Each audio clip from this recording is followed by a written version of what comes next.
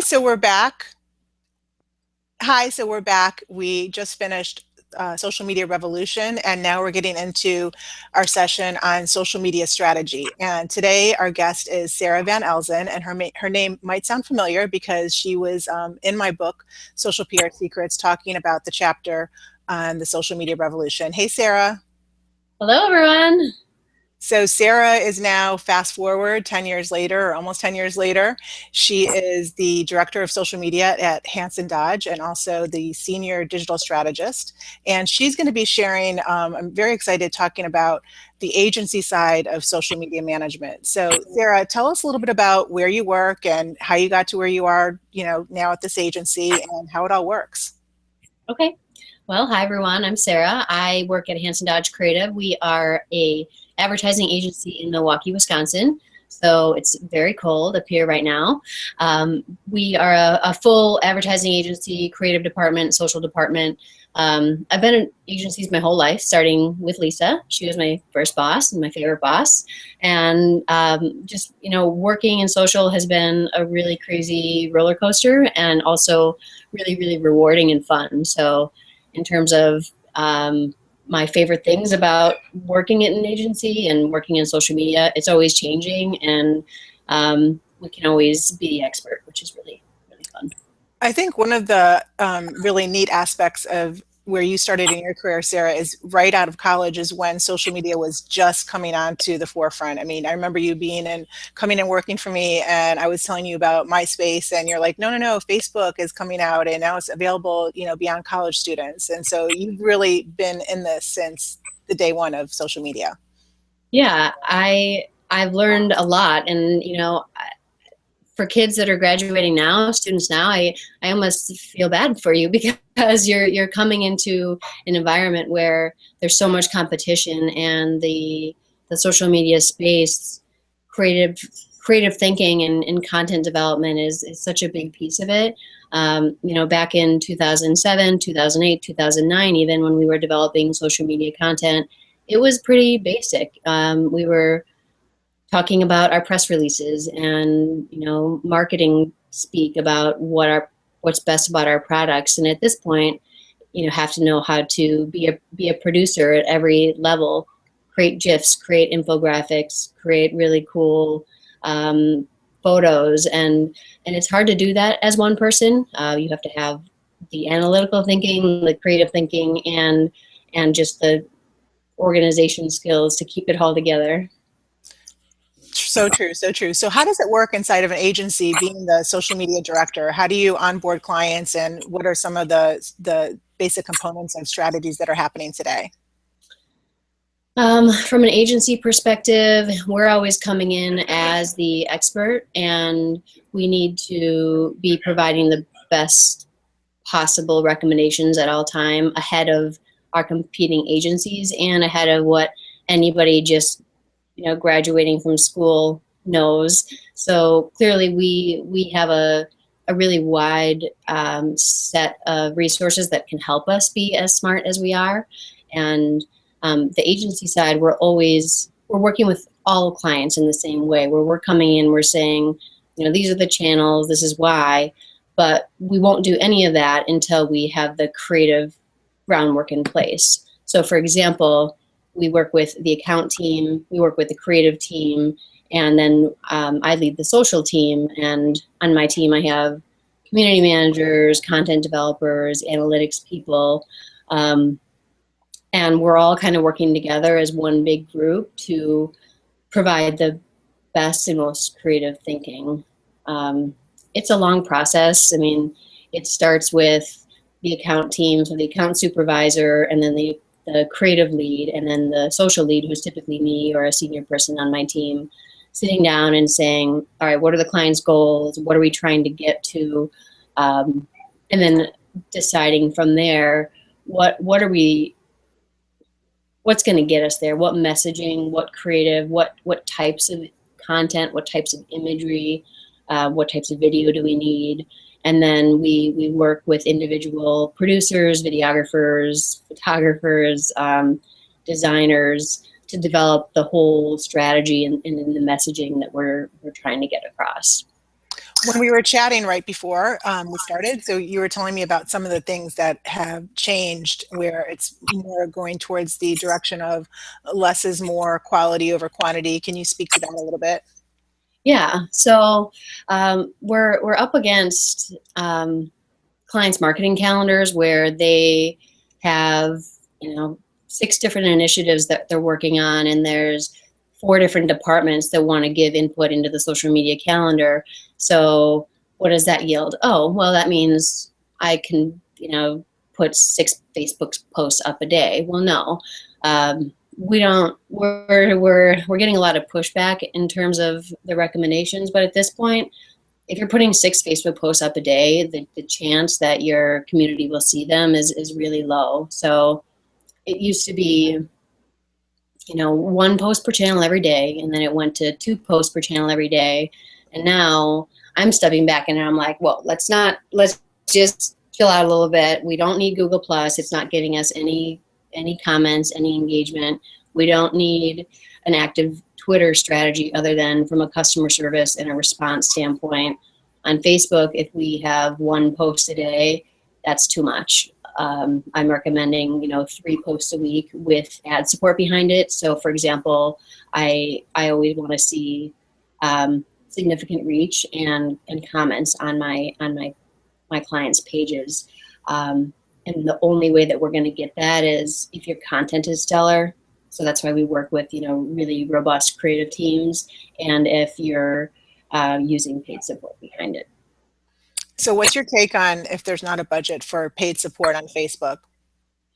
I I always recommend paid support on Facebook, but if it doesn't exist, we'll try to have our content have provide as much value as possible. So whether that is something that our community is really yearning for, like how-to content, or it's really creative and interesting, or maybe it's funny. So, like the videos that do really well on Facebook and the clients that have great success, they really know what that niche is that their audience is looking for. And if you can figure that out, like for one of my clients, it's recipes. As many recipes as we can put together, the better.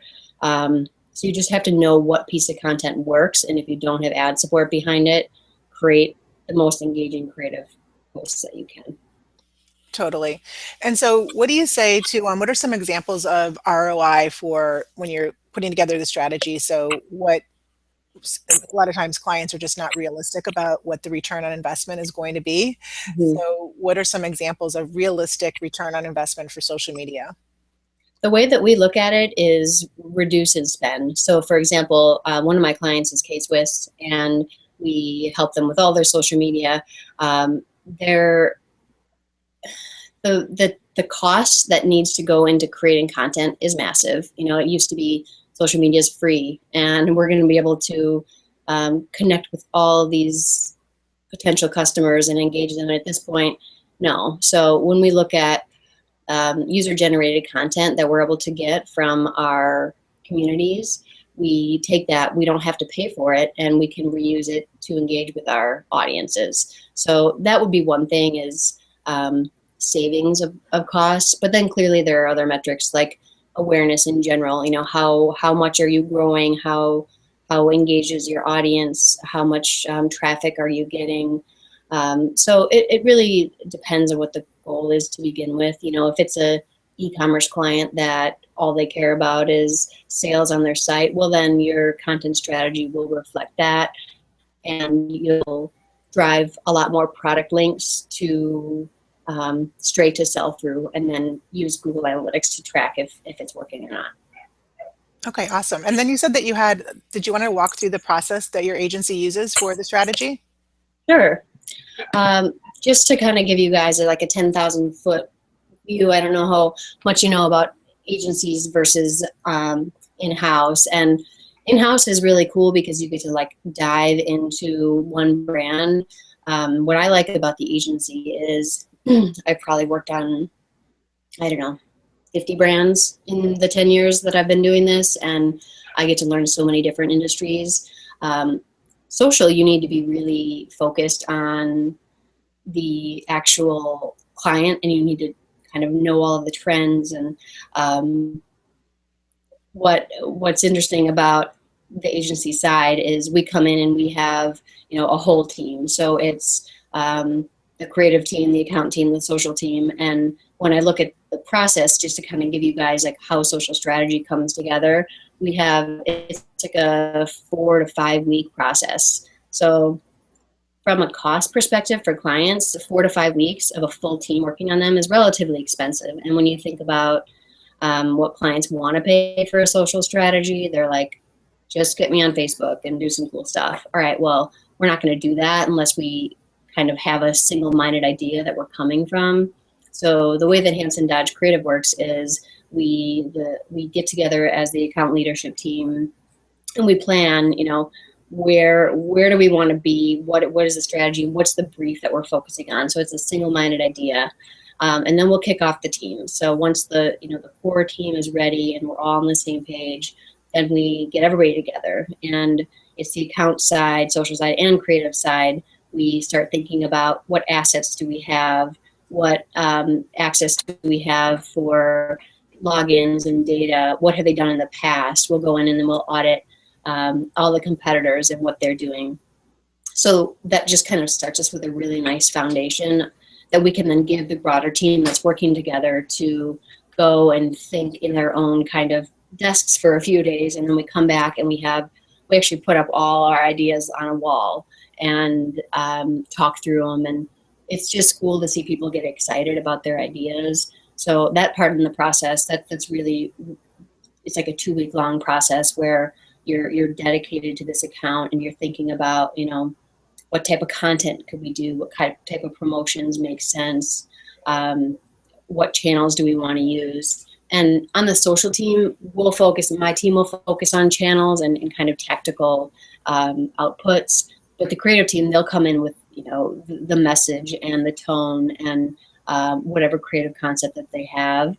So we'll get back together after those 2 weeks, and then it'll be the last week, and we'll determine what do we want to do? What are we going to execute from here? So we'll sit down and kind of go at it where we choose which of these ideas are we going to push forward. And a lot of the times for clients, we'll have so many cool ideas that we'll put, you know, 4 or 5 of them in front of them and allow them to choose. So once we have those 4 or 5, if we're going to put those all in a deck, then we'll kind of like create executions for it. So, you know, here's an idea for a popcorn brand that's all about beautiful photography. And, you know, one tactical execution is how we'll handle it on Instagram and who will be responsible for taking the photos, what the look of those photos will be like. And then maybe another strategy is all about recipes and how we're using popcorn in a specific recipe. So that's right kind of where we're ready to present, and all the ideas, all the thoughts go into a deck. We sit down with the client and we say, hey, we're all working from the same single-minded idea. We know what your goals are. Here's what we recommend from a content perspective, from a channel perspective. If we're going to do any sort of bigger campaigns along with it, what does that mean? And then it's just back and forth with the client from there to get approval and to get it going. Awesome. That was like a great step-by-step scenario. So once you do that, then where do you go from there? How often do you report, and do you show them quarterly reports and measurement and things like that? Where does that all come in? Well, as soon as we're approved, we get our creative teams together and our social teams, and then we assign leads. So someone is on the social team, someone's on the creative team. We get the content developed. We work either on a monthly basis or a bi-weekly basis to develop content. And then we always leave room for just openings for whatever's coming up that might be relevant. We will then present the first content calendar. Once that's approved, we'll get that live in the channels, whatever channels we're using. And within the first month, we'll give a report and say how things are doing. I've had a recent example actually where something wasn't doing well, and it was one of our really kind of creative concepts. And I don't know if you guys have ever seen on Instagram where one channel will do a bunch of different individual photos that turn into one big Yeah. picture. So we recommended that for a client, and we launched it, and we were 2 weeks in, and it wasn't getting the engagement we thought it would. So the client wanted us to back off of the idea, and we really disagreed because we were only 2 weeks in, and we felt like it was a really cool concept, but it was taking a lot of time. We were illustrating it, so we we weren't getting the value that of the time that we were putting in actual engagement on the content. So we did end up pulling it, and that was 2 weeks in. But just our standard measurements, we send monthly decks, and then we'll do we'll do once a year, like in the middle of the year, we'll do a halfway report, and then we'll do an end of the year report too. Okay, awesome. So I'm going to ask you now just a bunch of your favorites. Okay. We get ready to wrap this up a little bit. So as far as your platform, what types of platform do you use? Do you use Hootsuite or Buffer or both, or what do you prefer inside the agency and even on your own? As far as clients, we'll do native publishing almost always. Mm-hmm. And we typically schedule, depending on if you need to be live or not. We love OnlyPult and Iconosquare for Instagram. We are using our own kind of internal project management software to keep ourselves in line. And we use a lot of Google Docs and Google Spreadsheets. And my favorite platform personally is Snapchat, obviously, because it's amazing. And there's so much opportunity there. We actually have one client that's launching Snapchat finally in the next couple of weeks. And there's just, Snapchat to me is what social media should be. It's really raw, and there's just new surprises and delights that come out all the time. Like, oh, this filter is awesome. And I think there's so much opportunity for brands to really play in that space without being super intrusive. So, yeah. Okay, and then any other tips that you can give just for social media managers of the future that are in this class, professional tips, what to look out for, do's and don'ts?